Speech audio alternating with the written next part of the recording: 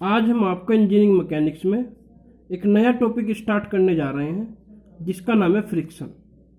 बहुत ही अच्छा टॉपिक है, सीखने को बहुत कुछ मिलेगा आपको, तो ध्यान से देखते रहिएगा। मैं एक एक चीज़ पहले आपको बेसिक समझाऊंगा इसका कि फ्रिक्शन क्या होता है, कितनी तरह का होता है, सब चीज़ें जो भी फ्रिक्शन के अंदर बेसिक्स आते हैं पहले हम आपको वो बताएंगे, उसके बाद हम आपको फ्रिक्शन के न्यूमेरिकल कराएंगे।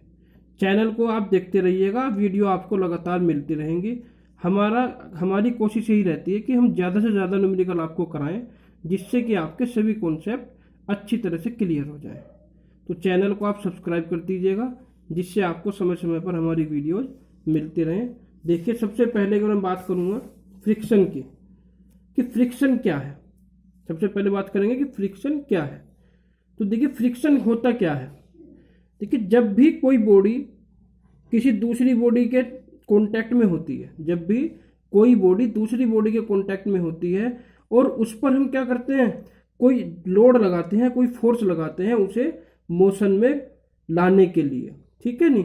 तो जो मोशन का जो अपोज करता है, एक फोर्स लगेगा जो मोशन का अपोज करेगा, तो वो फोर्स जो अपोज कर रहा है मोशन का, वो फोर्स कहलाता है आपका फ्रिक्शन। ठीक, देखिए, व्हेन ए बॉडी और tends to move over another body, जब एक बॉडी दूसरी बॉडी के ऊपर मूव कर रही है या मूव करने की कोशिश कर रही है, a force opposing the motion develop between the contact surface.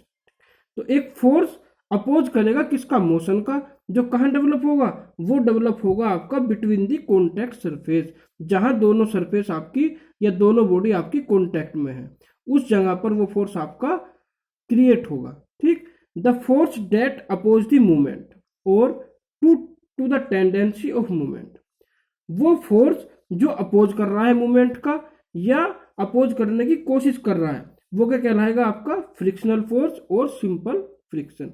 Frictional force भी कह सकते हैं या सिंपल फ्रिक्शन भी कह सकते हैं। तो ये था आपका फ्रिक्शन। ऐसे भी कह सकते हैं, देखिए आप, friction is a force between two surface that are sliding or trying to slide across each other. Friction क्या है, एक फोर्स है जो कहाँ लगेगा, टू फोर्स के बीच में लगेगा, दैट आर स्लाइडिंग, जो स्लाइड कर रही हैं या स्लाइड करने की कोशिश कर रही हैं। और फ्रिक्शन फोर्स हमेशा एक ध्यान रखिएगा कि फ्रिक्शन फोर्स हमेशा जिस डायरेक्शन में आपका मोशन होगा उसके अपोजिट डायरेक्शन में लगेगा। यही इसने दिया है कि friction always works in the direction opposite to the direction in which the object is moving. जिस डायरेक्शन में आपका ऑब्जेक्ट मूव कर रहा है उसके अपोजिट डायरेक्शन में आपका फ्रिक्शन फोर्स लगेगा। मूव कर रहा है या मूव करने की कोशिश कर रहा है, जरूरी नहीं जो बॉडी आपकी मूव कर रही हो वही फ्रिक्शन होगा। अगर कोई मूव करने की कोशिश कर रही है लेकिन मूव नहीं कर पा रही, उस कंडीशन में भी आपका फ्रिक्शन फोर्स डेवलप होगा। ये ध्यान रखें आप। अगर कोई आपको ये कह दे कि बॉडी आपकी मूवमेंट नहीं कर रही है, बॉडी के अंदर कोई मोशन नहीं है, तो क्या उसके अंदर फ्रिक्शन होगा? हाँ, उसके अंदर फ्रिक्शन होगा। ये आप ध्यान रखें बात को। अब बात आती है फ्रिक्शन की कि फ्रिक्शन आपका हार्मफुल है या यूजफुल है। अगर हम इंजीनियरिंग की बात करें तो इंजीनियरिंग में आपका फ्रिक्शन हार्मफुल होगा या यूजफुल होगा। ठीक, तो दोनों कंडीशन होती हैं। फ्रिक्शन फोर्स आपका हार्मफुल भी होता है और यूजफुल भी होता है। जैसे कि the friction force is undesired harmful in many situation such as power screw, gears, the flow of fluid through pipe etcetera. देखिए, जैसे गियर्स लगे हुए होते हैं, हम गियर्स में क्या करते हैं, गियर्स में हम ग्रीस लगाते हैं या ऑयल डाल देते हैं। क्यों डालते हैं? जिससे कि उनके बीच में फ्रिक्शन कम से कम रहे, क्योंकि अगर उसके अंदर फ्रिक्शन ज़्यादा होगा तो क्या होगा, वो टूट भी सकते हैं, वो आवाज़ भी करेंगे, और दूसरा क्या होगा, वो फेल भी आपके हो सकते हैं। पावर स्क्रू है, पावर स्क्रू में भी यही कंडीशन आती है। या आपका कोई फ्लो फ्लूइड, कोई आपका फ्लूइड है जो किसी पाइप के अंदर फ्लो कर रहा है, अगर उसके अंदर फ्रिक्शन ज़्यादा होगा तो उसके अंदर प्रॉब्लम क्रिएट होंगी। तो इस कंडीशन में आपका फ्रिक्शनल फोर्स जो होगा वो अनडिजायर्ड होगा, यानी हार्मफुल होगा। अगर उस कंडीशन में आपका फ्रिक्शन फोर्स जितना कम होगा उतना ही आपको फायदा रहेगा, उतनी ही मशीन की इफिशियंसी बढ़ेगी। ठीक है, लेकिन कुछ कंडीशन ऐसी भी होती है कि जहां हमें फ्रिक्शन की जरूरत पड़ेगी, बिना फ्रिक्शन के हम उस वर्क को नहीं कर सकते। जैसे देखिए, but sometime it is desirable, यानी कुछ कंडीशन में ये यूजफुल भी होगा as in case of brakes, belt drive etcetera. जैसे हम सब बाइक चलाते हैं, कार चलाते हैं, तो उसमें हमें ब्रेक लगाने की जरूरत पड़ती है, ठीक है नहीं? तो वो ब्रेक तभी लगेंगे जब आपका ब्रेक शू के बीच में क्या होगा, ब्रेक शू के बीच में आपका फ्रिक्शन क्रिएट होगा। क्लियर है? अगर वहां फ्रिक्शन क्रिएट नहीं होगा, उस कंडीशन में क्या होगा, आपका एक्सीडेंट भी हो सकता है। तो उस कंडीशन में क्या है, उस कंडीशन में आपका फ्रिक्शन लेस यूजफुल है, ठीक है? तो फ्रिक्शन फोर्स आपका यूजफुल भी हो सकता है और हार्मफुल भी हो सकता है। जैसे कि आपको देखो एक नॉर्मल चीज़ बताता हूँ, आप चलते हैं, सड़क पर चलते हैं, तो क्या होता है, कभी कभी आपने देखा होगा कि मान लिया किसी ने सड़क पर तेल डाल दिया, ठीक है नहीं? तो तेल डाल देते हैं तो क्या होता है, वहाँ हम फिसल जाते हैं। क्यों फिसल जाते हैं? क्योंकि उस कंडीशन में आपका फ्रिक्शन फोर्स कम हो जाता है, और अगर फ्रिक्शन फोर्स कम होगा तो हम सड़क पर नहीं चल पाएंगे। देखिए वही दिया है इसने, frictional force applied between our shoes and ground which enable us to walk and stop. Frictional force कहाँ लगेगा, हमारे शूज और ग्राउंड के बीच में। अगर फ्रिक्शनल फोर्स आपके शूज और ग्राउंड के बीच में नहीं लगेगा तो क्या होगा, उस कंडीशन में ना तो आप चल पाएंगे और ना ही रुक पाएंगे। क्लियर है? आप वहां पर फिसल जाएंगे। तो चलने के लिए, सड़क पर चलने के लिए हमें क्या होगा, हमें फ्रिक्शन की जरूरत पड़ेगी। तो ये आपका फ्रिक्शन था। ये डायग्राम आपको दिख रहा होगा, देखिए मैं आपको इसमें समझा देता हूँ। जैसे कि देखिए एक तो सरफेस आपकी ये हो गई, ठीक है, ये की सरफेस है आपकी, उसके ऊपर ये बॉडी रखी हुई है। तो इस बॉडी और सरफेस के बीच में इस तरह से यहाँ पर क्या होगा, देखिए इस तरह से इन दोनों के बीच में जहां कॉन्टैक्ट हो रहा है, यहां से यहां तक इसके अंदर फ्रिक्शन क्रिएट होगा। क्या क्रिएट होगा, फ्रिक्शन। अब देखिए जैसे इसका जो बॉडी है, इस बॉडी का वेट कितना है, W है, तो W वेट इसका डाउनवर्ड काम करेगा।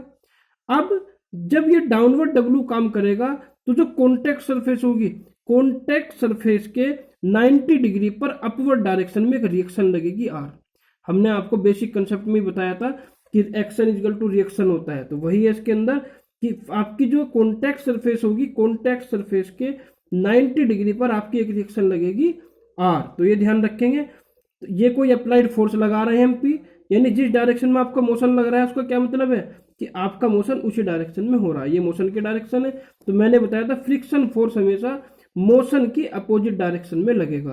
तो ये जो F फोर्स इसमें लग रहा है, ये F फोर्स क्या है, फ्रिक्शन फोर्स है आपका, जो हमेशा मोशन की पॉजिटिव डायरेक्शन में, सॉरी मोशन की अपोजिट डायरेक्शन में एक्ट करेगा। तो ये आपका फ्रिक्शन था, बेसिक हमने समझाया है।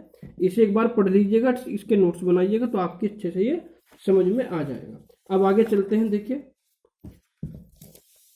आगे आता है आपका नेचर ऑफ फ्रिक्शन। क्या आता है, नेचर ऑफ फ्रिक्शन, कि फ्रिक्शन की नेचर क्या होती है। देखिए दो तरह की नेचर होगी आपकी, एक ड्राई फ्रिक्शन और एक फ्लूइड फ्रिक्शन। देखो नाम से ही पता चल रहा है, ड्राई का मतलब क्या होता है, सूखा, और फ्लूइड का मतलब क्या होता है, लिक्विड यानी गीला।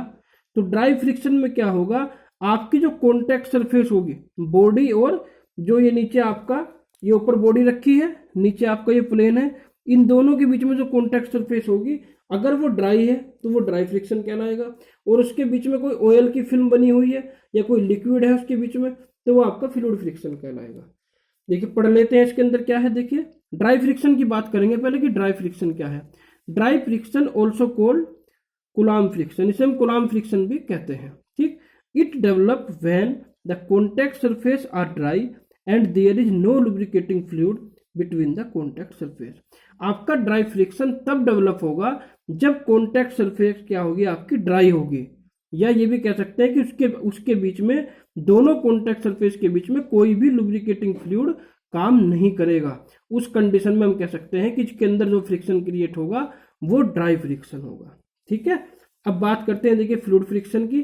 फ्लूइड फ्रिक्शन क्या होगा, it is also called wet friction. Fluid friction को हम वेट फ्रिक्शन भी कहते हैं। तो fluid friction exist when the contacting surface are separated by a film of fluid. Fluid friction क्या होगा आपका, फ्लूइड फ्रिक्शन एग्जिस्ट करेगा, फ्लूइड फ्रिक्शन तब होगा जब कॉन्टैक्टिंग सरफेस जो होगी आपकी वो क्या होगी, separated by a film of fluid. यानी ये जो सरफेस है आपकी और ये सरफेस है, मान लीजिए ये कोई बॉडी है आपकी, ये आपकी कोई सरफेस है और ये आपकी कोई बॉडी है, तो इन दोनों के बीच में ये जो कॉन्टैक्ट सरफेस है यहाँ पर एक क्या होगा, यहाँ पर आपका लुब्रिकेटिंग ऑयल भरा हुआ होगा, ठीक है। लुब्रिकेटिंग ऑयल की एक लेयर बनी हुई होगी, जिसकी वजह से हम क्या कहेंगे कि यहाँ फ्लूइड फ्रिक्शन क्रिएट हो रहा है। अब फ्लूइड फ्रिक्शन भी आपका देखिए दो तरह का होता है। सबसे पहला आता है फ्लूइड फ्रिक्शन के अंदर greasy or non viscous friction. क्या आता है, greasy or non viscous friction. तो देखिए greasy or non viscous friction क्या होगा आपका, if the thickness of the lubricant or oil between the mating surface is small, इन दोनों के बीच में जो ऑयल की आपकी फिल्म बनी हुई है, जो बीच में इसके अंदर हमने फ्लूइड भरा है, अगर उसकी जो थिकनेस है, उसकी थिकनेस क्या है, कम है, उसकी थिकनेस क्या है, कम है, तो उस कंडीशन में क्या कहेंगे, हम उसे ग्रीसी या नॉन विस्कस फ्रिक्शन कहेंगे। वही इसने कहा है, if the thickness of the lubricant oil between the mating surface is small, then friction generated between the surface is called greasy or non viscous friction. ठीक, इस कंडीशन में देखिए क्या होगा, जब हम इस जो आपकी कॉन्टैक्ट सरफेस है, इस कॉन्टैक्ट सरफेस के अंदर बारीक लेयर भरेंगे, किसकी, तेल की कोई बारीक लेयर भरेंगे, तो वो जो तेल होगा, जो आपका लुब्रिकेशन होगा, वो दोनों सरफेस क्या करेंगे, उसे एब्जॉर्ब कर लेंगे। दोनों सरफेस जब उसके अंदर उसे एब्जॉर्ब कर लेंगी, तो उसके अंदर बहुत बारीक सी, बहुत महीन सी परत बनेगी आपकी तेल की। ठीक है, तो इसने देखो यही क्या कहा है, the oil gets absorb by the surface and the contact between them is no more to metal contact. जब इसके बीच में आपकी दोनों मेटल तेल को एब्जॉर्ब कर लेंगी, उस कंडीशन में आपका मेटल टू मेटल कॉन्टैक्ट बहुत कम हो जाएगा, या कह सकते हैं कि नहीं होगा। ठीक है, इस कंडीशन में क्या होगा, so contact is through thin layer of oil and that ultimately result is less friction, जिसकी वजह से आपके फ्रिक्शन की वैल्यू कम हो जाएगी। जैसे मैं अभी आपको एक एग्जांपल बता रहा था कि जब हम सड़क पर चलते हैं, तो अगर सूखी सड़क होती है तो उस कंडीशन में आपका फ्रिक्शन फोर्स ज़्यादा लगता है, और अगर मैं उस सड़क पर तेल डाल दूं तब उस पर चलना मुश्किल हो जाता है। क्यों मुश्किल हो जाता है, क्योंकि जो आपकी कॉन्टैक्ट सरफेस होती है हमारे शूज और सड़क में क्या होता है, वो दोनों उस ऑयल को एब्जॉर्ब कर लेंगे, जिससे कि हमारा शूज और सड़क के बीच में जो कॉन्टैक्ट होगा, उसके बीच में एक लेयर आ जाएगी लुब्रिकेशन की, जिसकी वजह से कॉन्टैक्ट आपका कम हो जाएगा और फिसलने का डर बना रहेगा। तो ये होता है आपका फ्लूइड फ्रिक्शन। फ्लूइड फ्रिक्शन में मैंने अभी आपको बताया कि greasy or non viscous friction किसे कहते हैं। अब इसका सेकंड टाइप आता है आपका विस्कस फ्रिक्शन। देखिए विस्कस फ्रिक्शन में क्या होगा, थोड़ा सा डिफरेंस है नॉन विस्कस और विस्कस में। अगर आपकी थिकनेस को मैं बढ़ा दूं, जो थिकनेस है आपकी लुब्रिकेशन की, वो मैंने क्या कर दी, थोड़ी सी मोटी कर दी, तो उस कंडीशन में क्या होगा, उस कंडीशन में आपका मेटेलिक कॉन्टैक्ट बिल्कुल खत्म हो जाएगा। नॉन विस्कस में तो मेटेलिक कॉन्टैक्ट कम होता है, लेकिन विस्कस में मेटेलिक कॉन्टैक्ट बिल्कुल खत्म हो जाएगा। उस कंडीशन में मुझे विस्कस फ्रिक्शन कहेंगे। देखिए वही कहा इसने, when the two surfaces are separated by a thickness of lubricant. जब दो सरफेसों को हम क्या करते हैं, सेपरेट कर देते हैं by a thickness of lubricant, lubricant की थिकनेस से, so there are no metallic contact, then the friction is generated due to viscosity of oil. तब उसके बीच में जो फ्रिक्शन जनरेट होगा वो किसकी वजह से होगा, वो आपके मेटेलिक कॉन्टैक्ट की वजह से नहीं होगा, क्योंकि मेटेलिक कॉन्टैक्ट तो खत्म हो गया। तब वो फ्रिक्शन आपका होगा विस्कोसिटी ऑफ ऑयल, ऑयल की जो विस्कोसिटी होगी उसकी वजह से जनरेट होगा। ठीक, there are great reduction in friction, इसकी वजह से जो आपका मेटेलिक कॉन्टैक्ट खत्म हुआ है, इससे आपके फ्रिक्शन में ग्रेट रिडक्शन हो जाएगा, यानी आपका फ्रिक्शन बहुत कम हो जाएगा। This friction less force is known as viscous or fluid friction. इस फ्रिक्शनल फोर्स को ही क्या कहेंगे हम, विस्कस और फ्लूइड फ्रिक्शन कहेंगे। ठीक, एक तरह से ये फ्रिक्शन लेस होता है, यानी बहुत कम वैल्यू होती है फ्रिक्शन फोर्स की। तो अगर हम फ्रिक्शन को कम करना चाहते हैं तो हम ड्राई सरफेस को वेट कर सकते हैं। उसमें आपको नॉन विस्कस रखना है या विस्कस रखना है, वो उसके एप्लीकेशन पर डिपेंड करेगा। अब देखिए बात करते हैं टाइप्स ऑफ फ्रिक्शन की, कि आपके फ्रिक्शन होते कितने टाइप के हैं। आप देख रहे होंगे आपके जो टाइप ऑफ फ्रिक्शन है तीन तरह के हैं। एक स्टैटिक फ्रिक्शन होता है, एक लिमिटिंग फ्रिक्शन होता है, और एक डायनेमिक फ्रिक्शन होता है। बहुत ईजी है तीनों, आसानी से आप समझ में जाएंगे, ध्यान से देखिएगा। पहले मैं बात करूंगा स्टैटिक फ्रिक्शन की, कि स्टैटिक फ्रिक्शन क्या होता है। देखिए, the static friction is the frictional force that develop between mating surface when subjected to external force but there is no relative motion between them. इसने देखो क्या कहा है कि static friction is the frictional force. Static friction आपका frictional force है that develop between mating surface. जो किसके बीच में डेवलप हो रहा है? आपके मेटिंग सरफेस के बीच में। जो दोनों सरफेस आपकी कॉन्टैक्ट में है उनके बीच में डेवलप हो रहा है। When subjected to external force but there is no relative motion between them. हम बॉडी पर एक्सटर्नल फोर्स लगा रहे हैं उस पर मोशन क्रिएट करने के लिए, लेकिन उसके अंदर कोई भी रिलेटिव मोशन नहीं हो रहा है।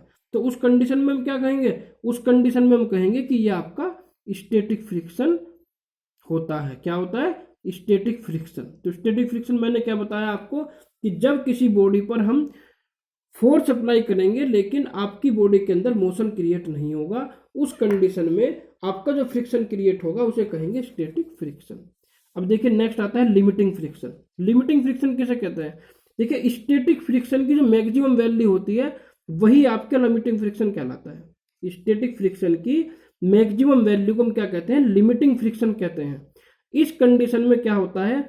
आपकी बॉडी मूव करने के लिए तैयार रहती है, यानी जैसे ही आप थोड़ा सा फोर्स बढ़ाएंगे आपकी बॉडी मूव कर जाएगी। ठीक है, तो देखिए क्या है, the limiting friction is the frictional force that develop between mating surface when subjected to external force, then body is just at a point of moving over the surface of another body.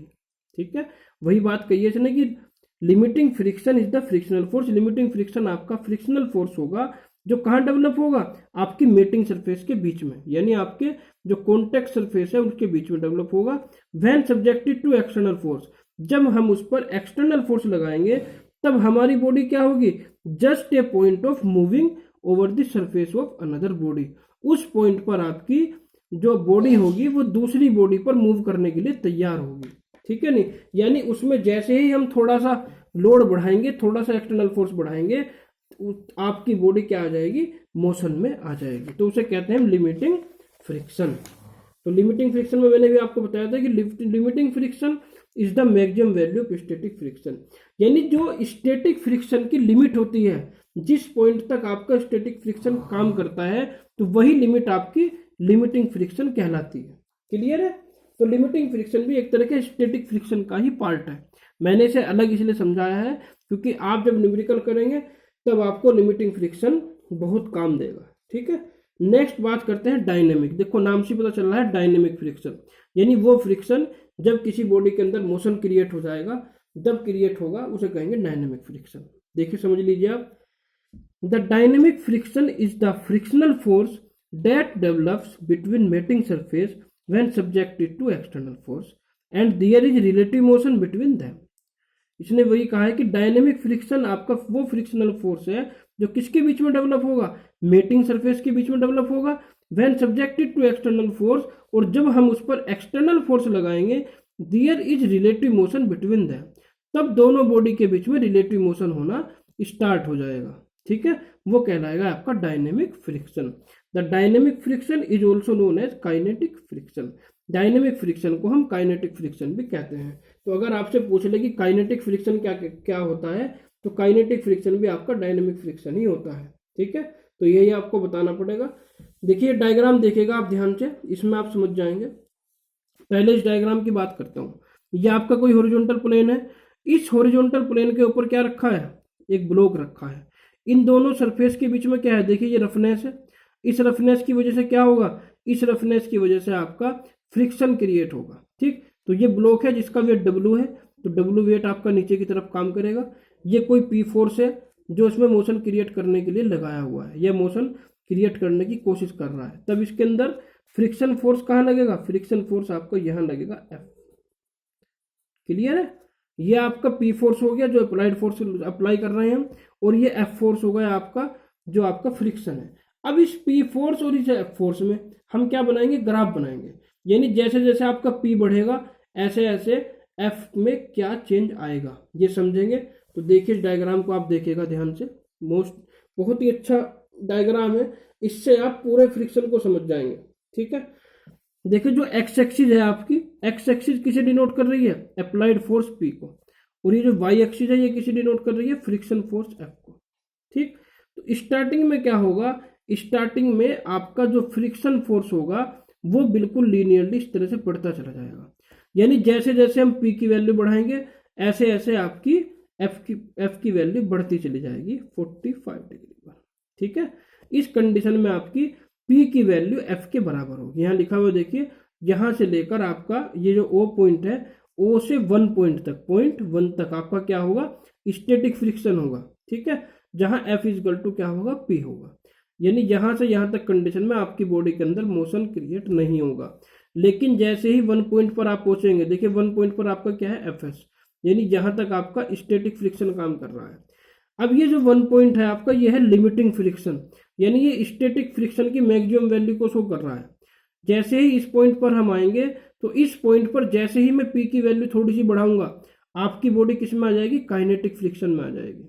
आ रहा है समझ में?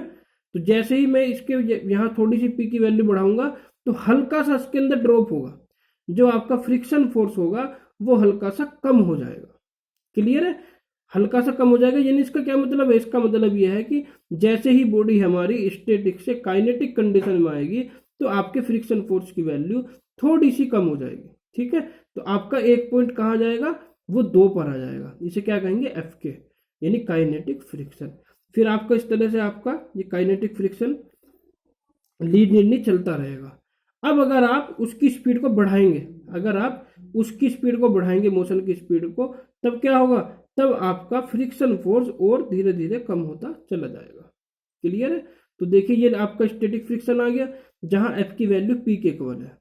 ये आपका limiting friction है। Limiting friction क्या होता है, एफ मैक्सिमम। एफ मैक्सिमम किसके इक्वल है, म्यू एस इंटू आर, यानी ये है आपका म्यू क्या है, मैं भी आपको बताऊंगा, ये होता है कोफिशिएंट ऑफ फ्रिक्शन। एस का मतलब है स्टैटिक, यानी स्टैटिक कोफिशिएंट ऑफ फ्रिक्शन, और आर होती है आपकी रिएक्शन। आगे आप सब समझ जाएंगे कि आर क्या है, म्यू एस क्या है, जब आपको समझाएंगे।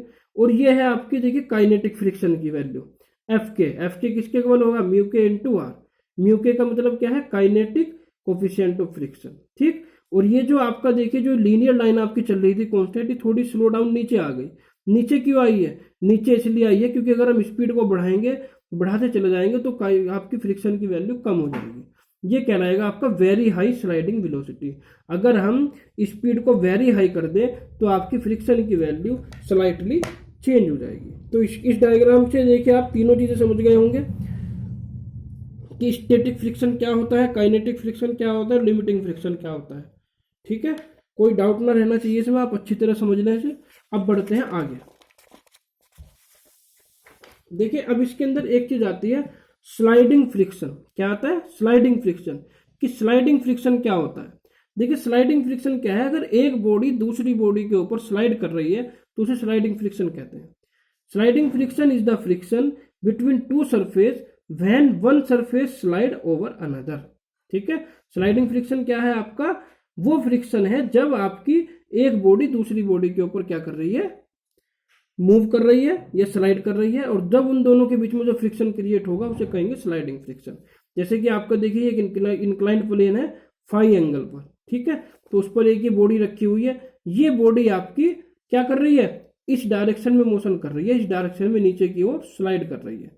तो जब नीचे की डायरेक्शन में स्लाइड करेगी, तो क्या होगा, आपका फ्रिक्शन फोर्स इस डायरेक्शन में लगेगा। ठीक है, एक रिएक्शन लगेगी आपकी जो इस कॉन्टैक्ट सरफेस के 90 डिग्री पर काम करेगी, और आपका वर्टिकली डाउनवर्ड एक डब्ल्यू काम करेगा इस तरह से। ठीक है, अब बात करते हैं देखिए रोलिंग फ्रिक्शन की। रोलिंग फ्रिक्शन भी आपका आता है। रोलिंग फ्रिक्शन क्या होगा आपका, अगर किसी कॉन्टैक्ट सरफेस या किसी भी आपके हॉरिजॉन्टल सरफेस पर या इंक्लाइंड सरफेस पर कोई रोलर क्या कर रहा है, रोलर रखा है या कोई बॉल रखी है जो मूव कर रहा है, तो उस कंडीशन में जो फ्रिक्शन क्रिएट होगा उसे कहेंगे रोलिंग फ्रिक्शन। देखिए rolling friction is the friction between two surface which are separated by balls or roller. अगर हम दो बॉडी को किससे कर दें, सेपरेट कर दें, किससे, बॉल से या रोलर से, तो उस कंडीशन में क्या होगा, उस कंडीशन में जो फ्रिक्शन क्रिएट होगा वो कहलाएगा आपका रोलिंग फ्रिक्शन। जैसे कि आप देख रहे हैं ये आपका एक हॉरिजॉन्टल प्लेन है, उस पर आपकी ये बॉल रखी हुई है, तो उस बॉल से नीचे क्या काम कर रहा है, ये डब्ल्यू वेट काम कर रहा है, और एक हम यहाँ पुश फोर्स लगा रहे हैं पी। ठीक, तो जो आपका पुश फोर्स इस डायरेक्शन में लगेगा, तो मोशन भी किस डायरेक्शन में होगा, इस डायरेक्शन में। तो आपका फ्रिक्शन फोर्स किस डायरेक्शन में लगेगा, अपोजिट डायरेक्शन में, मोशन की अपोजिट डायरेक्शन में। रोलिंग फ्रिक्शन का मैं एग्जांपल आपको बता देता हूँ। जैसे बस होती हैं, आपकी बाइक होती है, या आपका कार होती है, उनमें क्या होता है, उनमें जो आपकी बॉडी है, जो उसका वेट है, वो आपका किससे कांटेक्ट में है, वो आपका सड़क से कांटेक्ट में है। लेकिन जो सड़क है, आपका ग्राउंड है, उसमें किसके द्वारा कांटेक्ट में, व्हील के। तो व्हील भी आपका किस तरह काम करता है, रोलर की तरह काम करता है। तो आपका जिससे क्या होगा, जिससे आपका जो फ्रिक्शन कहलाएगा वो रोलिंग फ्रिक्शन कहलाएगा।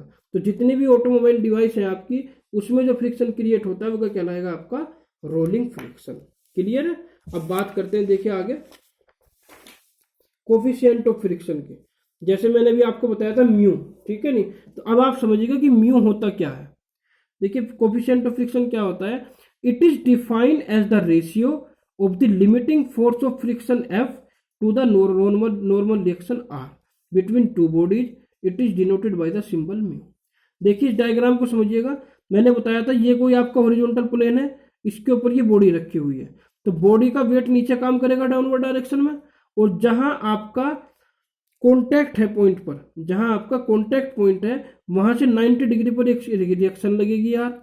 ये आपका पी फोर्स अप्लाई किया हुआ है हमने बॉडी में मोशन क्रिएट करने के लिए, और उसके अपोजिट डायरेक्शन में क्या लग रहा है, उसके अपोजिट डायरेक्शन में लग रहा है आपका फोर्स एफ। क्लियर है। जो फोर्स एफ क्या है, फ्रिक्शन फोर्स, क्योंकि मोशन की डायरेक्शन ये है तो फ्रिक्शन की डायरेक्शन अपोजिट होगी। तो इस कंडीशन में आपकी जो म्यू की वैल्यू होगी वो क्या होगी, वो होगी आपकी r upon f upon r, यानी frictional force upon normal reaction. देखिए यही कहा है, mu equal to limiting force of friction upon normal reaction. तो फ्रिक्शन कितना लग रहा है, एफ, और नॉर्मल रिएक्शन कितनी लग रही है, आर। यही इसने कहा है। देखिए it is defined as the ratio. ये किससे डिफाइन हो रहा है, रेशियो से डिफाइन हो रहा है। किसका ratio, limiting force of friction F to the normal reaction R. ठीक है, वही जो मैंने आपको बताया है, between two bodies it is denoted by symbol mu. इसे किससे डिनोट करते हैं, म्यू से डिनोट करते हैं। तो म्यू इक्वल टू आपका क्या आ गया, एफ अपॉन आर। तो यहां से एफ की वैल्यू क्या आ गई, एफ आ गया आपका म्यू इंटू आर। तो आप इस फॉर्मूले से भी फ्रिक्शनल फोर्स की वैल्यू निकाल सकते हैं। अगर आप ये कैलकुलेट कर ले कि यहाँ कितनी रिएक्शन लग रही है कॉन्टैक्ट सरफेस पर, तो आप आसानी से एफ की वैल्यू फाइंड आउट कर सकते हैं। क्लियर है। अब देखिए फ्रिक्शन फोर्स भी आपके दो टाइप के होंगे। अगर आपका स्टैटिक फ्रिक्शन है तो वो कहलाएगा कोफिशिएंट ऑफ स्टैटिक फ्रिक्शन, और अगर आपका काइनेटिक फ्रिक्शन है तो वो कहलाएगा आपका कोफिशिएंट ऑफ काइनेटिक फ्रिक्शन। तो देखिए स्टैटिक फ्रिक्शन क्या है आपका, when the system is in state of impeding motion the frictional force has the limiting value. अगर आपका सिस्टम किस में है, वो उस स्टेट में है कि उसके अंदर कोई मोशन नहीं हो रहा है, या वो मोशन करने की तैयारी में है। ठीक, तो उस कंडीशन में क्या होगा, उस कंडीशन में आपको जो फ्रिक्शनल फोर्स लगेगा वो क्या कहलाएगा, आपका कोफिशिएंट, वो कहलाएगा आपका स्टैटिक फ्रिक्शन। क्या कहलाएगा, स्टैटिक फ्रिक्शन, जिसे किससे डिनोट करेंगे, एफ एस से। बात समझ में आई। जब आपकी बॉडी किस में होगी, स्टैटिक कंडीशन में होगी, यानी उसके अंदर कोई मोशन नहीं होगा, तब उसके अंदर जो फ्रिक्शनल फोर्स लगेगा उसे क्या कहेंगे, एफ एस। ठीक, उस कंडीशन में आपकी म्यू एस की वैल्यू क्या हो जाएगी, देखिए ये जो फॉर्मूला था mu equal to F upon R, ये आ जाएगा mu equal to F S upon R, और म्यू को क्या कहेंगे, म्यू एस। एस का मतलब है coefficient of static friction. Clear है। अब बात करते हैं देखिए कोफिशिएंट ऑफ काइनेटिक फ्रिक्शन की, कि काइनेटिक फ्रिक्शन के लिए कोफिशिएंट क्या होता है। When motion start the maximum value falls to lower value F K, called kinetic friction. जब हमारा मोशन स्टार्ट हो जाता है, तो मैंने भी डायग्राम में आपको बताया था, देखिए कि इस डायग्राम में आपकी जो एफ के की वैल्यू होगी वो थोड़ी सी डाउन हो जाएगी एफ एस से। ठीक है, जो लिमिटिंग फ्रिक्शन था उससे थोड़ी सी वैल्यू डाउन हो जाएगी। तो उसने वही बात कही है, when motion start the maximum value falls to lower value F K. आपकी जो मैक्सिमम वैल्यू है वो थोड़ी सी डाउन हो जाएगी, और क्या हो जाएगी उसकी वैल्यू एफ के। एफ को हम क्या कहेंगे, कोल्ड स्टैटिक फ्रिक्शन। एफ के आपका क्या रहेगा, काइनेटिक फ्रिक्शन। यानी जब आपका मोशन स्टार्ट हो जाएगा, उस कंडीशन में आपका जो फ्रिक्शन लगेगा दोनों बॉडी के बीच, वो फ्रिक्शन कहलाएगा आपका काइनेटिक फ्रिक्शन। ठीक, जब आपकी फ्रिक्शन की वैल्यू एफ के होगी, उस कंडीशन में जो म्यू की वैल्यू होगी वो क्या कहलाएगी, म्यू के। और म्यू के किसके इक्वल होगा, एफ के ओवर आर। ठीक, जहां एफ के क्या है, काइनेटिक फ्रिक्शन। और हमेशा ये ध्यान रखिएगा, देखो दो वैल्यू आई है यहाँ पर, म्यू एस और एक म्यू के। आप अगर इन दोनों की कंपेयर करें, मुझे पता है देखो एफ एस की वैल्यू ज्यादा है और एफ के की वैल्यू कम है। ठीक, अगर ये वैल्यू एफ एस की वैल्यू ज्यादा है तो म्यू एस भी ज्यादा होगा, और एफ के की वैल्यू कम है तो म्यू के कम होगा। तो हम कह सकते हैं कि म्यू के is less than mu S for the same pair of contact. अगर मैं सेम पेयर की बात करूंगा, दो बॉडी आपकी कॉन्टैक्ट में है, तो उस बॉडी के कॉन्टैक्ट में जब आपकी हम कोफिशिएंट ऑफ फ्रिक्शन निकालेंगे तो आपका स्टैटिक फ्रिक्शन जो आएगा, coefficient of static friction mu S की वैल्यू जो आएगी वो आपकी म्यू के की वैल्यू से ज्यादा आएगी। क्लियर है? तो ये ध्यान रखेंगे कि सेम पेयर ऑफ कॉन्टैक्ट में coefficient of static friction coefficient of kinetic friction से ज्यादा होगा। क्लियर है? आपसे कोई भी पूछ सकता है, वाइवा में पूछ सकता है क्वेश्चन कि static coefficient of static friction की वैल्यू ज्यादा होगी या कोफिशिएंट ऑफ काइनेटिक फ्रिक्शन की, तो किसकी वैल्यू ज्यादा होगी, कोफिशिएंट ऑफ स्टैटिक फ्रिक्शन की। ये मैंने आपको बता ही दिया कि एफ एस और एफ के की वैल्यू क्या होगी, एफ एस की वैल्यू ज्यादा होगी, एफ के की वैल्यू कम होगी। ये मैंने इसकी डायग्राम के थ्रू आपको समझा दिया। तो पहला लेक्चर आपका पूरा होता है। आज के लिए हम आपको इतना ही पढ़ाएंगे, अगले लेक्चर में भी आपको इसका बेसिक पढ़ाएंगे। तो 2 लेक्चर में आपका फ्रिक्शन का पूरा बेसिक क्लियर हो जाएगा। धन्यवाद।